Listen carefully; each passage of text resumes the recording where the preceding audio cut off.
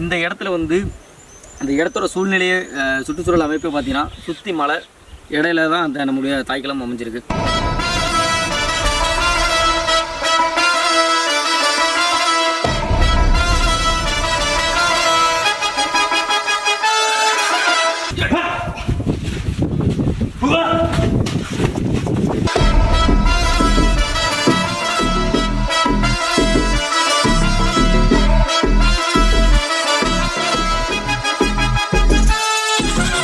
இங்கே நம்ம வந்து